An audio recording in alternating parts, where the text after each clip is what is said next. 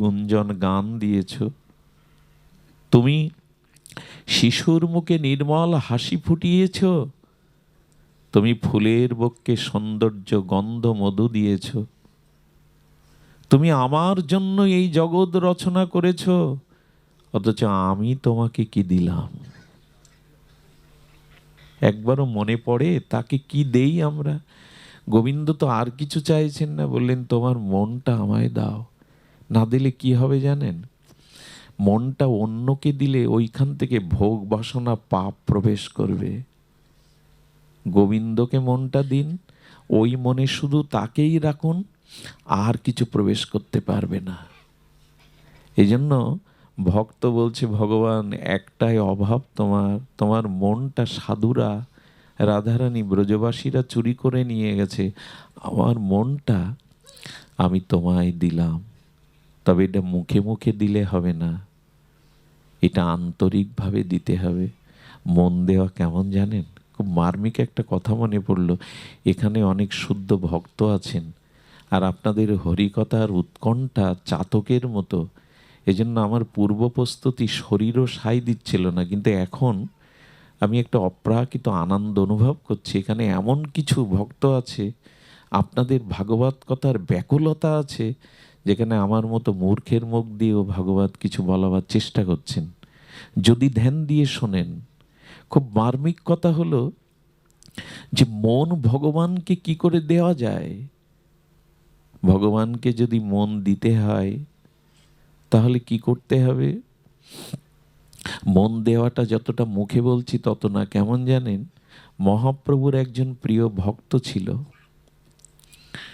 এই ভক্ত কি করেছেন, মহাপ্রভুর বিবাহ হয়, আমাদের বিষ্ণুপ্রিয়া দেবীর সাথে প্রভুর যখন বিবাহ হয়, লোচন দাস ঠাকুর নামটা হলো মহাপ্রভুর একজন প্রিয় পরিকর, লোচন দাস ঠাকুর। মহাপ্রভুর বিয়ের সময় ওখানে ছিলেন না। এখন মহাপ্রভু বিষ্ণুপ্রিয়ার হাত ধরে যখন ঘরে যাচ্ছেন, তখন প্রিয়াজির আঙুলে চৌকাটে একটু আঘাত লেগেছিল। ওই আঘাতে একটু কেটে গিয়ে রক্ত ঝরছিল। মহাপ্রভু বুঝতে পেরে চরণ দিয়ে ওখানে একটু চাপ দিয়ে রেখেছিল যাতে রক্তটা না পড়ে। লোচন দাস ঠাকুর 15 দিন পর একটা পদ রচনা করে পাঠিয়েছে যে প্রিয়াজির চরণ কেটে যায়, তোমার কমল চরণের স্পর্শে তুমি চেপে ধরো। অবাক হয়ে মহাপ্রভু বলছেন, ও এখানে ছিল না, এটা জানলো কি করে? কেউ তো জানে না, কেউ তো জানে না। এটা লোচন জানলো কি করে? কি করে জানলো জানেন? মন যখন আপনি কাউকে দেবেন, মনটা তো আপনি দিয়ে দিলেন, তখন ওই মনে যা যা ভাবনা উদয় হবে, আপনার মনেও তা উদয় হবে সাথে সাথে। এটা হলো মনের ধর্ম। একটা ছোট কথা বলি, কেউ যদি মনে মনে কাউকে না জানিয়েও ভালোবাসে, তাহলে তার মনের সংবেদনশীল অনুরাগ ভালোবাসা তার কাছে পৌঁছায়, তার মনটা উচাটো না। এটা হলো মনের ধর্ম। মোবাইলের তারের যেমন ধর্ম আছে, নাম্বার টিপলেই আপনার সাথে কথা বলা যায়, মনে আপনি যদি মনে মনে কাউকে ভালোবাসেন, তাকে জানতে না দেন, এই ধর্মটা তার মনে গিয়ে পৌঁছায়, তার মনও উচাটন হয়ে যায়, সে অনুভব করে। এটা মনের ধর্ম। যেমন মা সন্তানের মুখ দেখেই বুঝে নেয় মনের কথা, ওর খাওয়া, এটা মাকে বলতে হয়। 1000 মাইল দূরের সন্তানের বিপদ মা বুঝতে পারে, আমার খোকার বুঝি কিছু হয়েছে। কই, ওখানে তার কানেকশন নেই তো। এই জন্য মন যাকে দিবেন, তার মনের যে ভাবনাটা ওই সাথে সাথে আপনার মনে উদয় হবে। টেলিফোনে আড়ি পাতা আছে না, অনেক সংস্থা আড়ি পাতে, আপনি কার সাথে কথা বলছেন সেটাও সে শুনতে পায়। রাধারানী কেন বুঝতে পারতেন গোবিন্দের এই সময় এই সেবা দিতে হবে? ওটা গোবিন্দের মনে যে সেবা ভাবনা জাগতো, রাধারানীর মনে ওটা উদয় হয়ে যেত। কেমন জানেন? সাদা সুগন্ধ কর্পূর দানা জলে মিশিয়ে নেন, জলে কর্পূরটা মিশে গেলে বাসিত, অর্থাৎ জলে মিশে বাসিত কর্পূরের দানাগুলো আর পাওয়া যাবে কি? দেখা যাবে? কিন্তু জলের প্রতিটি বিন্দু কণাতে ওই কর্পূরের সুগন্ধ বাসিত হয়ে গেছে। কর্পূর নাই, কিন্তু তার সুগন্ধটা জলের প্রতিটি বিন্দু কণাতে মিশে গেছে। তেমনি মন যদি ভগবানকে দেন, তো ভগবানের মনে যা যা জাগছে ওই সাথে আপনার মনেও, যেন যারা প্রকৃত সেবা বোঝে, যারা সেবক, তারা কি জানেন, সেবা বলে কয়ে হয় না, এই জিনিসটা দাও, এটা করো, এটা বলে কয়ে সেবা হয় না। আপনার মুখ দেখেই বুঝে নেবে এই সময় আপনার কি প্রয়োজন, একে বলে সেবক। আর এই ভাবনা আসতে গেলে মনটা তাকে দিতে হবে। মন যদি তাকে দেন তো এইখান থেকেই সে পেয়ে যাবে। আরে অদ্বৈত ঘরণী, আমাদের আমাদের শান্তিপুর পুরন্দর কমলক্ষ ঠাকুর অদ্বৈত আচার্যের 6 সন্তান, তার মধ্যে একজন কৃষ্ণদাস ছোটবেলায়। আর সীতা ঠাকুরানী 6টা 5টা চাপা সৌরিকলা রেখেছে, মৌ মৌ গন্ধে ঘর যেন আহ্লাদিত হয়ে গেছে। বলছি না, আজ গৌর হরি এলে তাকে এই চাপা সৌরিকলা খাওয়াবো। স্নান করতে এসে দেখে ঘরে আর কলা নেই, কারণ ওই কৃষ্ণদাস ছোট ছেলেটা ও কলা সাবার করে দিয়েছে, লাঠি তুলেছে। হ্যাঁ, আমার গৌরের জন্য রাখলাম এত মধুর মিষ্টি চাপা সৌরি কলা, তুই খেয়ে নিলি, তোকে আজকে পেটাবো, মারবো। বাবার কোলে দৌড়ে উঠেছে কৃষ্ণ, বাবা মা লাঠি নিয়ে আসছে। আরে ওকে মারছো কেন? সীতা ওকে মারছো কেন? বললো গৌরের রাখা চাপা সৌরি কলাটো খেয়ে ফেলেছে। কি দেব গৌর ভগবানকে, কি দেব প্রেমের ঠাকুরকে, মনে মনে অর্পণ করে রেখেছিলাম। হ্যাঁ, ও খেয়ে নিল। যেই লাঠি তুলেছে তখন কৃষ্ণদার বাবাকে বলছেন অদ্বৈতকে, বাবা আমি গৌরকে দিয়ে খেয়েছি, আমি গৌরকে দিয়ে খেয়েছি। কথাটা শুনে সীতা ঠাকুরানীর লাঠি পড়ে গেল। দিয়ে খেয়েছিস মানে? গৌর তো আসেনি। বললো মা, বাইরে দিলে কি শুধু দেয়া, আমি মনে মনে তো গৌরকে খাইয়েছি, তারপরে তো পেয়েছি। ধর্মটা মনের, বাইরের লোক দেখানো না। বাইরের তেমন কিছু নাই, সব মনের। মন যদি তাতে না যায়, বাইরে লাফালাফি ঝাপাঝাপি করে খুব পথ এগোনো যাবে না। মন দিতে হবে তাকে, আর ওইটাই চাইছেন উনি। মন 4-5টা দেননি যে যাতে 4-5 দিকে ভাগ হয়ে যায়, একটাই দিয়েছেন, মাম একং শরণং ব্রজ, আমাকে দাও, আমাকে দাও। সুধীবৃন্দ, ব্যবসা করি আর চাকরি করি, ট্যাক্স দিতে হয় সরকারকে, এটা ভালো বুঝি। ট্যাক্স না দিলে সাজা হতে পারে, কেস হতে পারে, ভয়ে পড়ে হোক আর যে করে হোক নিরাপদ থাকার জন্য দেই। আর ভগবানকে পাওয়ার জন্য তাকে কিছু দিলেন না। কোথায় যে দিতে হয় আমরা জানি না, যে কেড়ে নেয় তাকেই দিয়ে গেলাম, আর যে শুধু দিয়েই গেল। একটা জিনিস বলি, দেখুন, আপনি ভগবানের কাছে কোনো কামনা বাসনা চাইতে যাবেন না বিদায় আমাদের গোপাল, আমাদের নিতাই গৌর দেখবেন আগে আপনার কাছে হাত পেতেছে। আপনি নিতাই গৌরের ছবি দেখুন, পট দেখুন। আচ্ছা, উনি হাত পেতেছেন, আর গোপাল কি করে দাঁড়িয়েছে? গোপাল, ভগবান কি বলছেন জানেন? নিতাই গৌর, এই প্রেমের দেবতা বলছেন, তোমরা যাতে আগে না চাইতে পারো, আমি আগেই তোমাদের কাছে হাত পেতেছি। বললো ঠাকুর, তুমি হাত বাড়িয়েছো কেন, কি প্রয়োজন তোমার? বললেন, আমার কাছে অর্থবিত্ত যশ খ্যাতি যাতে আগে না চাও, তাই আমি চেয়ে বসেছি তুমি আমার হও, তুমি আমার হও, আর কারো হতে যেও না। আমি একটা পাঠে বলেছিলাম, দুধ আর চিনি একসাথে জাল দিলে মিশে যায়, কিন্তু পাথরের টুকরো দুধে জাল দিলে একমাত্র ভগবানের সাথেই মনের বিনিময় হয়, আর কাউকে 16 আনা মন দেওয়াও যায় না। সারা জীবন সংসার করে কেউ কারোর মনও পায় না, এই মন দেওয়া যায়? সারা জীবন সংসার করলো অথচ কেউ কারোর মন পেল না। মন ভগবানে ছাড়া আর কারোর সাথে 16 আনা মেশে না, তাকেই দিলাম না মন, তো হলোটা কি? এই জন্য ধ্যান দিন, ভগবানকে এই মনটাই দিতে হবে। তবে সেটা কি করে? না, সুন্দরকে সুন্দর কিছু দিতে হয়। ভগবানকে যদি দিতে হয়, মনটা সুন্দর, মনটাই তাকে দিতে হয়, কোনো কামনা বাসনা রেখে দিলে হয় না। এই জন্য নিতাই গৌর হাত আগেই বাড়িয়েছেন চাইবার আগে। তুমি যশ খ্যাতি পূজা প্রতিষ্ঠা সুন্দরী রমণী, আর এই সংসারের জাগতিক অনিত্য সুখ চেয়েও না, আমি হাত বাড়িয়েছি, ওগো তুমি আমার হও, তোমার মন আমায় দাও। এই আহ্বানে আমরা যেন সাড়া দিই সুধীবৃন্দ। আর এই মনটাকে একটু সুস্থ সুন্দর করবার জন্য যেটা আমাদের প্রাথমিক অ ক খ পড়া, সেই পড়াটা হলো আপনাদের পর উপকার করতে হবে, পরের কল্যাণ করতে হবে। তবে এই মনের দিকেই লোভ আসবে ভগবানের। শব্দটা কি বললাম? পরহিত, পর কল্যাণ। এইটি না করলে ওই মনের দিকে ভগবান ফিরে তাকাবেন। এটাই আজ আমরা ভুলে গেছি। আমাদের আত্মস্বার্থ, আমি ভালো থাকলেই হলো। আমার এই চার দেয়ালের মধ্যে বউ ছেলে মেয়ে বাবা মা আত্মীয় স্বজন খেয়ে পরে হেসে আসিয়ে জীবনটা কাটাতে হলো, অন্যরা গোল্লায় যাক ধ্বংস হয়ে যাক তাতে আমার কি। এই হলো ছোট বুদ্ধি।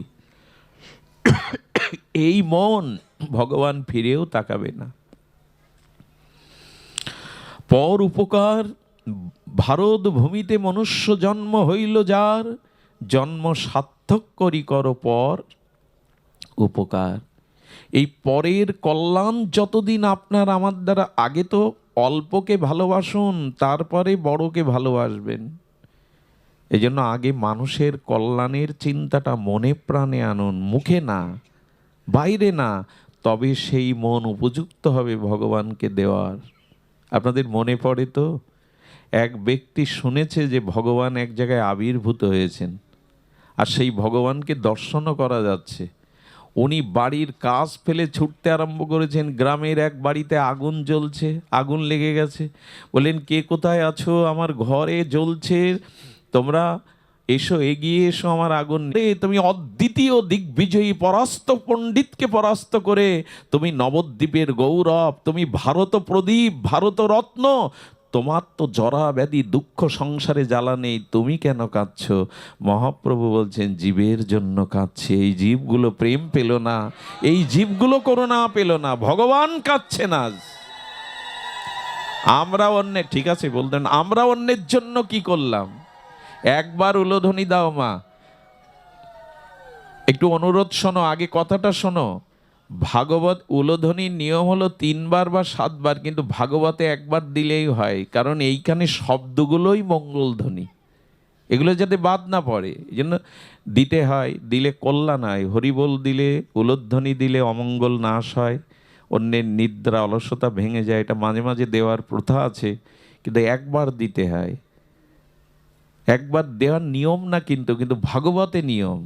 কেন ভাগবত কথাগুলোই হলো মঙ্গল কথা, এটা যেন বাদ না যায়। যাই হোক, একবার দাও, ভালো করে শোনো। জীবের জন্য আমাদের কল্যাণের চিন্তা কি? ভগবান কার দুয়ারে আসে, কোন বংশে আছে, ছোট্ট একটা লীলা বলে আজকের পাঠ বিশ্রাম করব। লীলাটি আজ প্রথম উল্লেখ করছি, খুব বড় একটি বিষয়। সেটি হলো, আমি একটু সংযোগ করি লীলাটি। আমাদের রঘুপতি রাজীবলোচন রামচন্দ্র এসেছিলেন কোন বংশে? সূর্য বংশে।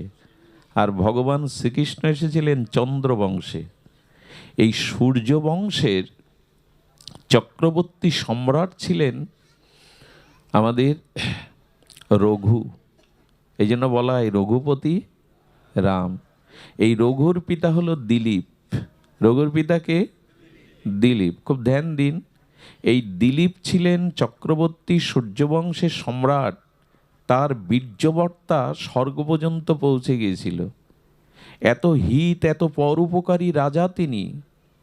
এই জন্য দেবতারা সাহায্য প্রার্থনা করতে এলেন। দেবরাজ ইন্দ্র এলেন, হে সম্রাট, আপনি পরম পরাক্রমশালী, আপনি দৈত্যদের হাত থেকে স্বর্গরাজ্যকে উদ্ধার করে আমাদের বাঁচান, আমাদের রক্ষা করুন। পৃথিবীর সূর্যবংশের চক্রবর্তী সম্রাট মহারাজ দিলীপের কাছে সাহায্য নিতে আসছেন দেবতারা। কত বড় পরাক্রমশালী তিনি! আজ তিনি দৈত্যদেরকে বিনাশ করে আর দেবতাদের স্বর্গরাজ্য ফিরিয়ে দিলেন। খুব ধ্যান দিবেন, এর মধ্যে খুব মার্মিক কথা আছে, তত্ত্ব আছে লোকানো, মণিরত্ন। তো যখন উনি স্বর্গরাজ্য দেবতাদের ফিরিয়ে দিলেন, ৩৩ কোটি দেবতা পুষ্পবর্ষণ করতে লাগলো, স্তুতি করতে লাগলো, প্রশংসায় ভরিয়ে দিল। আপনি মহান, আপনি মহান বীর, আপনি পরম পরোপকারী, আপনার জয় হোক। একটা কথা বলি, অসম্মান যদি পান সেটার ভার খুব বেশি না। অপমানও মানুষ সহ্য করে নেয়, ধৈর্য ধরে নেয়, কিন্তু যদি বেশি মান আপনার জীবনে আসে তা বহন করার ক্ষমতা সবার নাই। এই জন্য মাঝে মাঝে অপমানও ভালো, এটা চরিত্র শোধন হয়, কিন্তু মান আপনাকে ডুবিয়ে দিতে পারে, শেষ করে দিতে পারে। দেখেন, বড় হওয়া সহজ, কিন্তু বড়ত্ব ধরে রাখা ভীষণ কঠিন। বড় হতেই পারেন নিজের কর্মচেষ্টা, কিন্তু বড়ত্বটা ধরে রাখাটা খুব কঠিন। ওই যে প্রশংসা করছে দেবতারা, দিলীপ এই চক্রবর্তী সম্রাটের, এই প্রশংসা স্তুতি তার ভেতরে একটু তরঙ্গ তুলল। উনি স্বর্গ থেকে যখন নেমে আসছেন, তখন স্বর্গে আপনারা জানেন কি আছে? কামধেনু, নাম শুনেছেন না? স্বর্গে আছে এই কামধেনু। এই কামধেনু ওকে আশীর্বাদ করবে বলে রাস্তার, এই স্বর্গের পথের দুয়ারে দাঁড়িয়েছিল, যে এত উপকার করলো দেবতাদের, কামধেনু আশীর্বাদ করবে বলে গোমাতা কামধেনু দাঁড়িয়ে আছে। কামধেনু জানেন তো, যার কাছে সব কিছুই পাওয়া যায়, দিব্য বস্তু যিনি দান করেন। সুধীজন, ওই যে সম্মানের উচ্ছ্বাসে আর ওনার দিকে দৃষ্টি গেল না। ধ্যান দিয়ে শুনে, এদিকে লক্ষ্য করুন, দৃষ্টি অন্যদিকে না যাক। আমি স্বল্প সময়ের জন্য এই লীলাটি একটু আস্বাদনের জন্য অনুরোধ করছি, খুব মার্মিক বিষয় আছে। আপনার জীবন চলার পথে লক্ষ্য করবেন কোনো শ্রেষ্ঠ, কোনো মহৎকে যেন অবজ্ঞা না হয়ে যায়। এটি হলেই কিন্তু শেষ। আমরা কি জানি কে কোন রূপে আছে? আমি অনেক সময় রাস্তা দিয়ে আসার সময় অনেকে আমার হাত ধরে, বাবা চলুন, ফুল ছড়ায়। আমি দেখেছি একজন বৃদ্ধ, ভালো চলতে পারেন না, পাই তার বল নাই, অনেক দূরে দাঁড়িয়ে কাঁদছেন। আমি তো অসহায়, তার কাছে যেতে পারছি না। এই মানুষটাকে যদি আপনি এই উচ্ছ্বাসে তরঙ্গে উপেক্ষা করে আসেন, কোটি জন্মই এই আসরে বসে আপনি কিছু পাবেন না। আমরা অনেককেই মনে করি উনি অবহেলার কারণ। বৃন্দাবনে একবার একজন গিয়ে 3 দিন, একটা উৎসব হচ্ছে ভগবানের, 3 দিন উনি দাঁড়িয়ে আছেন সাধু বাবার সাথে দেখা করবেন। সাধু বাবা কর্মে ব্যস্ত আছে, বলতেন ওনাকে বলো হয়তো কিছু চাইতে এসেছেন, কিছু বলতে নিতে এসেছেন, ওনাকে বলো উৎসবের শেষে দেখা করতে। উনি কাঁদছেন আর বলছেন, একবার বলুন, একবার উনি যেন আমার সামনে আসেন। যখন গিয়ে বলেছে, উনি বিরক্তি হয়ে একটু গিয়ে বলছেন, আমার উৎসবের কর্ম আছে, কেন আপনি 3 দিন ধরে অপেক্ষা করছেন, কি বলুন বলুন। বলেন, আমি খুব কাঙাল ভিখারি, আমি 3 বছর ধরে ভিক্ষা করে এই 25,000 টাকা এনেছি, আপনার সাধু সেবায় যদি লাগে, লবণে যদি কাজে লাগে। ওনার চোখে জল এসে গেল। উনি ওনার চরণে পড়ে বললেন, ক্ষমা করুন, আপনাকে কি না ভেবে আমি উপেক্ষা করতে চেয়েছি। আপনি ভিক্ষা করে 25,000 টাকা এনেছেন এই সেবায় লবণ যা লাগবে তার জন্য, ক্ষমা করে দিন। কে যে কিভাবে আসে, যেন কাউকে উপেক্ষা করবেন না। আপনার পরীক্ষা হতে পারে এটা। আপনি যে বড় হয়েছেন, সুনাম অর্জন করেছেন, আপনার চলার পথে এরকম হাজার পরীক্ষা আসবে, কাউকে উপেক্ষা করবেন না। উনি কামধেনুকে উপেক্ষা করলেন। কামধেনু মনে মনে কষ্ট পেয়ে বললেন, আমার মনের ইচ্ছাটা, আশীর্বাদটা নিলি না, এই উপেক্ষার করুন তোর নিঃসন্তান হা, তোর জন্য কোনো সন্তান। যেখানে আশীর্বাদ দেবে সেখানে অভিশাপ দিয়ে দিল।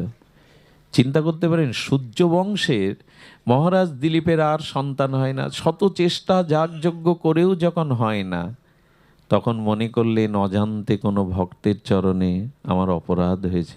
এই যে আমরা জগতে যা কিছু দুঃখ কষ্ট যন্ত্রণা ভোগ করি না, এটা আমাদের অপরাধ বা পাপের ফল, এর জন্য দায়ী কেউ না।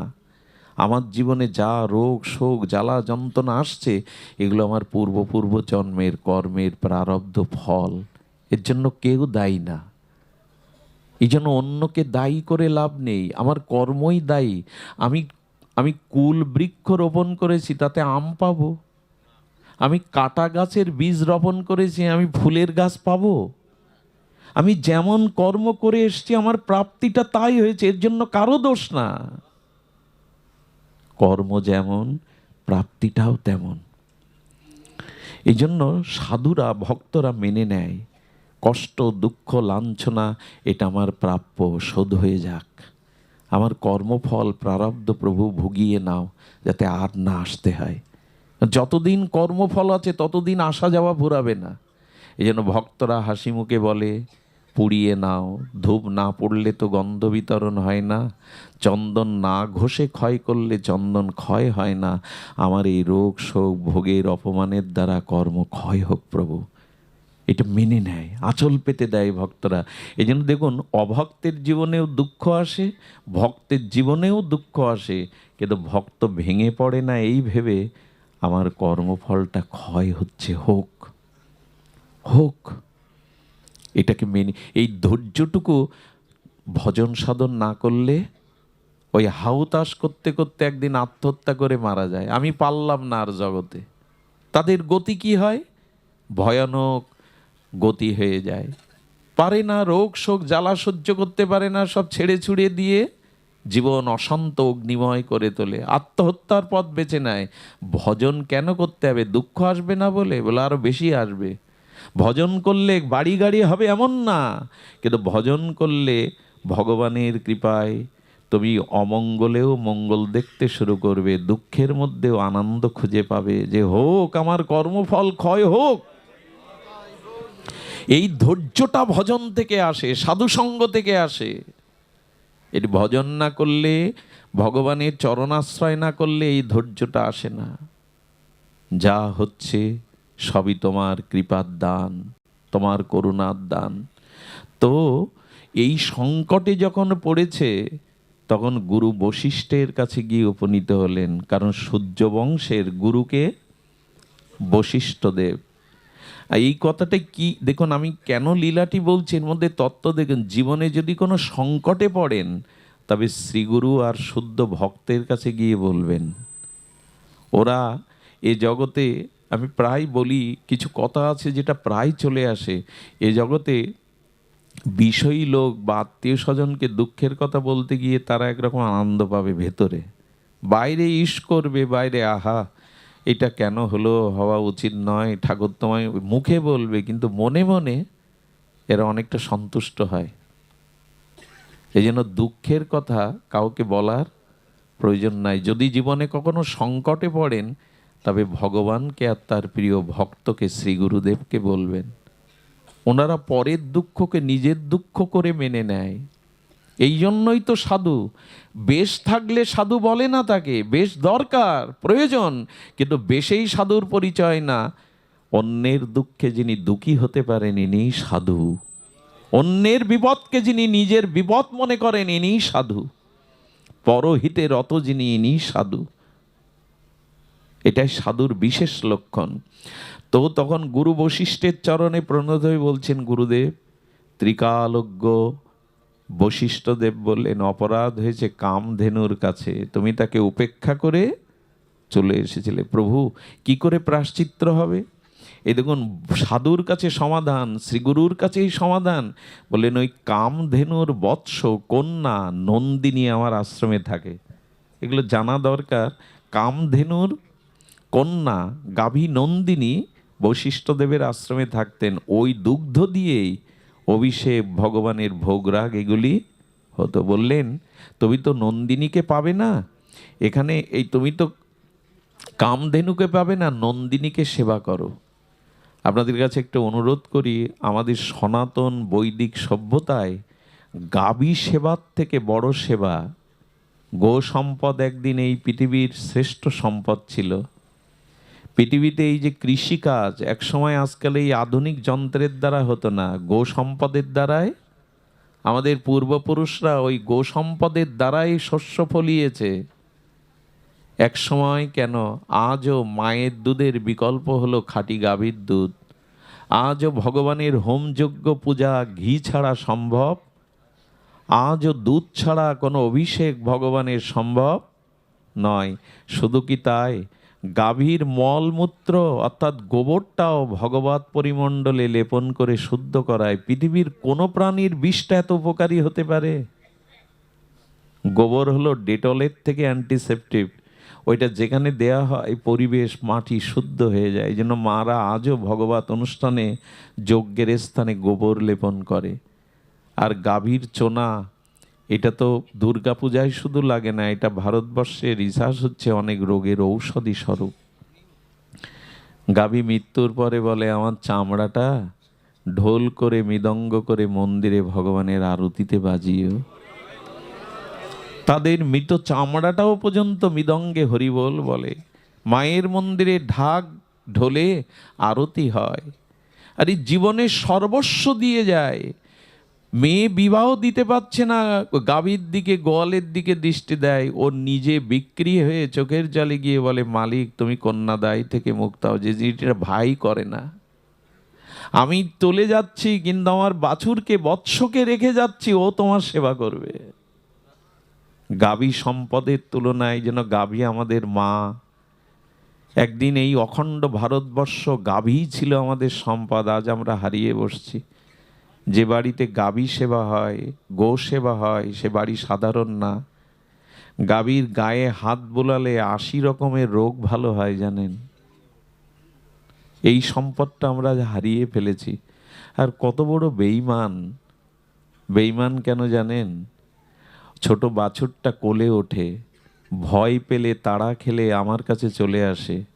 আমি মাথায় হাত দিয়ে বলি, আমি তোমার অভিভাবক, আমি তোমার প্রতিপালক, ভয় নেই, আমি আছি। ও নির্ভর করে দিল এই আমার প্রতিপালক। অথচ রুগ্ন হয়ে গেলে, বেশি দাম পেলে তাকে কসাইয়ের কাছে দিয়ে, এটা কম বেঈমানি? বিশ্বাসঘাতক কাকে বলে জানেন? বিশ্বাস অর্জন করে বিশ্বাস ভেঙে ফেলা। ওই ছোট্ট বাছুরটা মনে করতো বিপদ এলে, ঝড় বৃষ্টি এলে আপনার কোলে উঠে যেত, ওই আমার আশ্রয় দেবে, ওই আমার আশ্রয়দাতা। আর তাকে 2 টাকার জন্য কসাইয়ের কাছে দিলেন। এর পরিণতি কি ভাবেন? গোমাতা সাধারণ জিনিস নয়। আজ আমাদের অপরাধ নেবেন না, গ্রামেও মানুষ, শহরে আপনারা বাস করেন, গো সম্পদ আপনাদের হয়তো সম্ভব না, কিন্তু গ্রামের মায়েরাও আজকাল বলে, এগুলো বেচে একটা টিভি কিনে আনো। গরু পুষলে গরু হয়ে যেতে হয়। আমরা জানি না ওই সম্পদটা কি। যারা গো সেবা করে এদের মধ্যে অনেক দয়া মায়া নষ্ট হয় না, খুব দয়াশীল হয়। যারা পারেন না, শহরে থাকেন, তারা পয়লা বৈশাখ আসছে না, এদিন ভাগবতী পূজা হয়। এদিন অন্তত গাভী মাকে একটু দর্শন করে আসবেন, একটু কিছু তাকে প্রসাদ পাইয়ে আসবেন, একটু প্রণাম করে আসবেন। শুনতে সত্য ঘটনা শুনুন। 18,000 ভাগবতের শ্লোক মুখস্থ ছিল বৃন্দাবনের এক পণ্ডিত প্রবারের। সারা জীবন ভাগবত চর্চা করেছেন। শেষে মনে হলো একটু গাভী সেবা করা। বৃন্দাবনে গাভী সেবার এখনো মহিমা দেখলে বড় বড় বাবাজিরা প্রণাম করেন। হাতে বিনোদ বাবা গোশালায় গিয়ে, রমেশ বাবা, এটা বিখ্যাত সব। তারা গাভীকে গোবিন্দের সমতুল্য মনে করেন। তো সেই বাবা, উনি ভাগবতের 18,000 শ্লোক, আমার তো 8টা শ্লোকও মুখস্থ না, 18,000 শ্লোক পারায়ণ করতেন। একজন স্নিগ্ধ মহাপুরুষ। উনি ওনার শেষ জীবনে 3 মাস গাভী সেবা করেছিলেন। গাভী যেদিকে যেতেন উনি যেতেন, গাভী ফিরে আসলে উনি ফিরে আসতেন, গাভী মাকে প্রণাম করতেন, খাওয়াতেন নিজে হাতে। একদিন গভীর জঙ্গলে, দেখুন সত্য ঘটনা শুনুন, গাভীটা মানুষের স্বরে কথা বলে উঠল, শোনো, তুমি যেভাবে সেবা করেছো, ঠিক 30 দিনের মাথায় তোমার মৃত্যু হবে, তুমি মৃত্যুর প্রস্তুতি নাও যাতে ভগবান লাভ করতে পারো। মানুষের কণ্ঠে বলে দিল। সুধীবৃন্দ, 9 দিন যখন বাকি আছে 1 মাস পূর্তে, উনি ওনার প্রিয় একজন ভক্ত শিষ্যকে নিয়ে এলাহাবাদে ত্রিবেণী সঙ্গমে, গঙ্গা যমুনা সরস্বতীর সঙ্গমের স্থলে চলে গেলেন, যেটা এবার কুম্ভ হলো। এখানে গিয়ে একটা নৌকা ভাড়া করলেন। করে তার শিষ্যকে বললেন, আমাকে 7 দিন ভাগবত শোনাও, হরিনাম আর হরিকথা শোনাও, এটাই জীবনের পরম প্রাপ্তি। যেদিন মৃত্যুদিন সেই দিন ভাগবত বিশ্রাম দিয়ে গঙ্গার কূলে এলেন, সবাইকে বিদায় দিয়ে নাবিশোবান গঙ্গার জলে স্তুতি করতে লাগলেন, প্রণত ক্লেশনাশায় শ্রী গোবিন্দায় নম। এই গোবিন্দ বলতে বলতে এই গঙ্গার বক্ষে দেহ লীন হয়ে গেল। এই হলো গোসেবার পরিণাম, এই হলো গোসেবার পরিণাম। সুধীবৃন্দ, তো এই এই নন্দিনীকে বশিষ্ঠদেবের আজ্ঞায় কামধেনুর কন্যা নন্দিনী বৎসটাকে সেবা করতে লাগলেন, প্রাণ ঢালা সেবা। মহারাজ দিলীপ চক্রবর্তী সম্রাট, গাবি যেদিক দিয়ে যায় উনি যান। আমার গোবিন্দও বৃন্দাবনে জুতো পায়ে দেননি। যশোদা বলল, রাজার ছেলে, তোর চরণ এত কোমল, একটা পাদুকা পর কানায়। আরে লালা, এই কোমল চরণে আঙুল দিতে গেলেও মাখনের মতো লাল হয়ে যায়। হ্যাঁ, তুই একটা পায়ে জুতো দে। বললো, আমার গাভীরা তো পায়ে জুতো দেয় না মা, ওরা তো আমার খুব প্রিয় সখা, আমার গা চেটে দেয়, আমি ঘুমিয়ে পড়লে লেজ দিয়ে হাওয়া দিয়ে দেয়, ওরা জিহ্বার উল্টো দিক দিয়ে পায়ে ধোলা থাকলে মুছে দেয় আর বলে, মানুষ করে তো দাওনি, হাত তো নাই, কি দিয়ে সেবা করব তোমায়। আমার বাঁশির ডাকে শ্যামলী ধবলি চলে আসে মা, ওরা জুতো পায়ে দেয় না, আমিও দেননি গোবিন্দ, বৃন্দাবনে পাদুকা পরেননি। এই জন্য তার আর এক নাম গোপাল। তো গোবিন্দ কি করছেন? গোবিন্দ পাদুকা পড়েননি, রাধারানীও বৃন্দাবনে পাদুকা দেননি, এই জন্য ব্রজের ধুলির এত মহিমা। সুধীজন, তো নন্দিনীর সেবা করেন, জঙ্গলে রাখতে যান রাজা, তিনি গোমাতার সেবা করছেন নন্দিনীর। একদিন কি করেছে, নন্দিনী একটু বিশ্রাম নিচ্ছে আর নন্দিনীর চরণে হাত রেখে মহারাজ দিলীপও একটু নিদ্রা মতো গেছে। হঠাৎ নন্দিনী নড়ে উঠলে উনি উঠে দেখে নন্দিনী অসহায় দৃষ্টিতে, করুণার দৃষ্টিতে তাকাচ্ছেন এই মহারাজ দিলীপের কাছে। ওই করুণার দৃষ্টি দেখে হঠাৎ দৃষ্টি গিয়ে দেখলো সিংহ সামনে। যেই সিংহকে দেখেছে বললেন, হে পশুরাজ, নন্দিনী আমার আশ্রিত, আমি তাকে সেবা করতে এসেছি, আপনি ওকে না আমাকে গ্রাস করুন, বড়েই সামনে পড়ে গেছে। চিন্তা করতে পারেন, কৃতজ্ঞতা, পর উপকার বলছিলাম না, এ দেখুন ওর আশ্রিতকে রক্ষা করার জন্য ও সিংহের সামনে ঝাঁপ দিয়েছে। আপনি নন্দিনীকে, সিংহকে এরকম করে বলছে, সিংহ কি কথা শোনে? কিন্তু সিংহ কি বলে উঠলো শুনুন, আমি গল্প শোনাচ্ছি না, ভক্তমাল চরিত্রে দেখবেন, প্রিয়াজির লেখনীতে দেখবেন। বলছেন, আমি জগৎমাতা পার্বতীর বাহক সিংহ, এই বনে যে প্রাণী আসবে তাকে ন্যায়ত মা আমাকে আদেশ দিয়েছেন ভক্ষণ করতে, কোনো মানুষকে না, তুমি সরে দাঁড়াও। বললো, আমি পারবো না, জগৎমাতার তুমি সেবিকা, তুমিও প্রণম্য, তুমি আমার কথা রাখো, আমার নন্দিনীকে তুমি গ্রাস না করে আমাকে গ্রাস করো। যখন চোখের জলে কেঁদে ফেলেছে, দেখছে সিংহ আর নাই, নন্দিনী কথা বলে উঠল, দিলীপ, আমি ধন্য তোমার সেবা ভাবনা দেখে, তোমার জীব উপকার দেখে। তুমি আমার বিনিময়ে জীবন উৎসর্গ করতে গেছো। আসলে ওখানে সিংহ না, ওটা আমার যোগমায়ার দ্বারা সৃষ্টি। আমি পরীক্ষা নিচ্ছিলাম যে আশ্রিতকে পর উপকারের ভাবনাটা তোমার মধ্যে কি করে আসছে। এক্ষুনি তুমি আমার দুগ্ধ দহন করো, এক দোনা দুধ পান করলে তোমার বংশে আসবে একজন পরম মহাপুরুষ, দিব্য তেজোদীপ্ত মহান আচার্য রূপে আসবে, তোমার বংশেই ভগবান আসবে। কিন্তু একটা কথা বলি, সেবা যতদিন না করবেন ততদিন আমার বিবেক জাগবে না। কথাটা দুবার বলবো, যতদিন আপনি সেবা না করবেন ততদিন আপনার বিবেক জাগবে না। গোমাতার সেবা করে ওনার বিবেক এত জেগে গেছে, বললেন এখনো পরীক্ষা নিচ্ছেন, আপনার দুধের অংশটা আগে পাবে গুরুদেব, ওই দুগ্ধ দিয়ে ভগবানের ভোগরাগ হবে, তারপরে তো আমার পাওয়ার পালা। প্রথম পাবে আপনার বৎস বাছুর, তারপরে অবশিষ্ট পাবে ভগবত সেবা, গুরু সেবা, তারপরে তো আমার। নন্দিনী বললেন, ধন্য তুমি পুত্র পাওয়ার কামনাতেও আমার বলাতে আমার দুধের অংশ কে কে পাবে দেখুন পরোপকার কাকে বলে? সব আমি পেলেই বুঝি আমার জীবন ধন্য, আর কারো দরকার নেই। পুত্র আমি চাই সে বলছে, কিন্তু বলছেন আগে বৎসটা পাবে, বাছুরটা পাবে, তারপরে যেটা থাকবে সেটা গুরু সেবায়, গোবিন্দ সেবায় লাগবে, তারপরে তো আমি। এতখানি জীবের প্রতি তার। আর এই ভাবটা যতদিন আপনি গুরু গোবিন্দ মানুষের সেবা না করবেন, ততদিন সেবা নেয় যে, সেবা যে দিতে জানে না তার বিবেক জাগে না। আর সেবা মানে কি জানেন? শুধুমাত্র বস্ত্রদান, পঞ্চভাগে রান্না করে সেবা করেন এই না। সেবার কথার অর্থ হলো এই যে ভাগবত বলছেন, এই যে ভাগবত প্রকাশ হচ্ছেন, এই ভাগবত শ্রবণ করে যারা চরিত্র বদলায়, স্বভাব বদলায়, এই ভাগবতের ভাব যাদের মধ্যে প্রকাশ হয়, এইটা দেখে শ্রীগুরুদেব বৈষ্ণবগঞ্জে আনন্দ পান। এই আনন্দ দানের নামই হলো সেবা।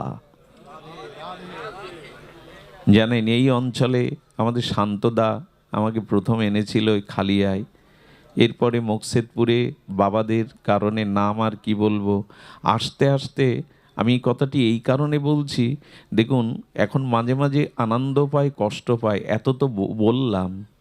এই বাড়ি যেতে সকাল হয়ে যাবে, এই সারাটা রাত জেগে 40টা বছর ধরে শিশুকাল থেকে মানুষকে জাগাতে পারলাম কই? একটা মানুষও যদি পরিবর্তন হয়, স্বভাব সংশোধন হয়, তখন আনন্দ হয় না, সার্থক হয়েছে, একেবারে বিফলে যায়নি। এই জন্য আপনাদের মধ্যে যখন পরিবর্তন দেখি, আপনাদের ভিতরে যখন স্বভাব সংশোধন হতে দেখি, তখন মনে হয় না এই পরিশ্রম সার্থক হয়েছে। আমি আপনাদের কাছে অন্য কিছু পাওয়ার জন্য যাইনি, আমি অন্য কিছু পাওয়ার আশায়ও ভাগবত পাঠ করি না। শুধু এইটুকু আশা, আপনাদের ভিতরে ভগবত ভক্তি জেগে উঠুক, পরের কল্যাণ চিন্তা জেগে উঠুক, সুস্থ মানসিকতা জেগে উঠুক, এইটুকুই শুধু পাওয়া। এটাই সেবা। এই উপদেশ প্রতিপালন করে জীবনে পরিবর্তন হলে যে সুখ হবে, এই সুখ বিধান, এটাই হলো সেবা। উনি আগে বৎসকে পান করালেন গুরুদেবকে ভগবত সেবায়, পরে পান করিয়ে উনি যে পুত্র পেয়েছিলেন, ইনি হলেন রঘু। আর এই রঘুকুলে এসেছিলেন রঘুপতি রামচন্দ্র ভগবান। ভগবান কোন কুলে আসে? ভগবান এই রঘুপতি রূপে এসেছিলেন।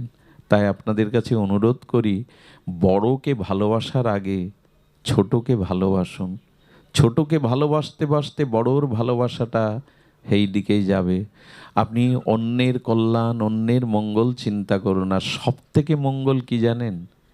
আমরা অন্যের সমালোচনা করা সহজ বাইরে দিয়ে, কিন্তু যে মানুষটা বিপদে চলে গেছে তার জন্য কি ভগবানের কাছে কখনো কেঁদে বলেছেন, প্রভু ওর মতি ফিরিয়ে দাও, ওর কল্যাণ করো? একজন কেঁদেছিল, তিনি বিষ্ণু, তিনি শিব। আমাদের এই বিপদগামিতা দেখে, এই বিষয় ভোগবাসনার তরঙ্গে ভেসে যেতে দেখে প্রকটিত হইয়া আচার্য করেন বিচার, কৃষ্ণ ভক্তি শূন্য সব বিষয় ব্যবহার। অদ্বৈত আচার্য প্রকটিত হয়ে দেখলেন কারো মুখে কৃষ্ণ নাম নেই, কারো পর উপকার নেই, কেউ ভগবানের শুদ্ধ ভক্তির আরাধনা করে না। অদ্বৈতের বুক কেঁপে উঠল, ওনার চোখে জল এলো। আচ্ছা, অদ্বৈত আচার্য বিষ্ণু এবং সদাশিব, উনি 100টা হাসপাতাল করতে পারতেন, 100টা কলেজ তৈরি করতে পারলেন, ছত্র দান খুলে মানুষের অন্ন বস্ত্র দান করতে পারেন, কিছুই করেননি। কারণ প্রকৃত উপকার জীবকে যদি ভগবতমুখী করা যায়, আদর্শমুখী করা যায়, তাই কি করলেন? বাবলা তলায় সরোধনী গঙ্গার তীরে সারা রাত্র জেগে তুলসী দলে চোখের জলে কৃষ্ণ নাম লিখে গঙ্গার স্রোতে ভাসাতেন আর কাঁদতেন। কাঁদে ফুলি ফুলি বাহু তুলি প্রকটিত কম্প। তিনি বাহু তুলে হাত, সমস্ত অঙ্গ কাঁপছে, আর অদ্বৈত চোখের জলে ডাকছে, এসো ভগবান, আমার দ্বারা এই জীবগুলিকে প্রেম দেওয়া সম্ভব নয়, তুমিই পারো, তুমি নেমে এসো প্রভু। এই কৃষ্ণ বিমুখ জীবগুলি, ভক্তি বিমুখ জীবগুলিকে, এই বিষয়ন্ধ জীবগুলিকে তুমি প্রেম দিতে পারো, তুমি দাতা শিরোমণি, নেমে এসো। এইভাবে চোখের জলে তুলসী পাতায় কৃষ্ণ নাম লিখে ভাসাতে ভাসাতে সেই তুলসী একদিন উজানের বিপরীতে আর নবদ্বীপের গঙ্গার ঘাটে সচিমার গর্বে এসে লেগে গেল।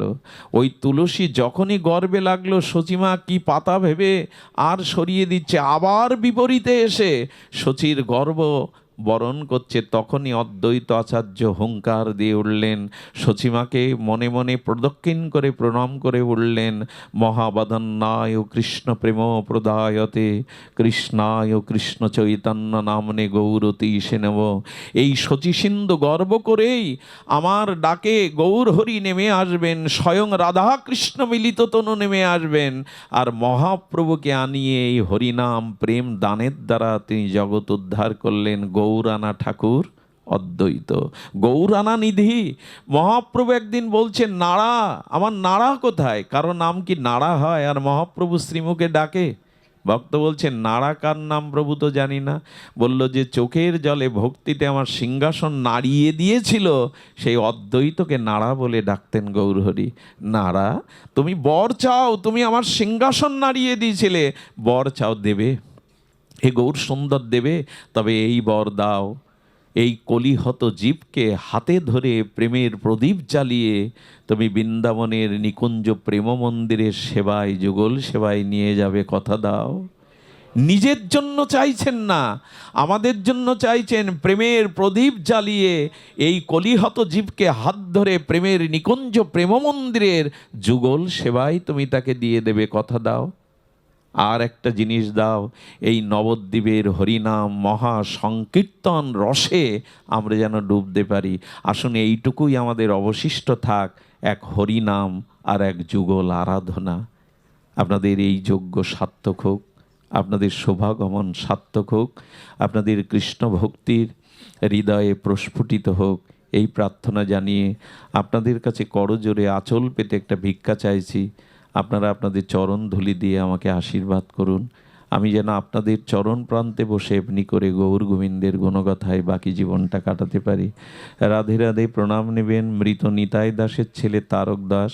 আজকের এই ভক্ত সেবার আয়োজন করেছে, কৃপা করে তারক দাসের জন্য, তার পরিবারের জন্য আশীর্বাদ কি করা লাগে, এমনিই পেয়ে গেছেন। যারা এ জাতীয় অনুষ্ঠানে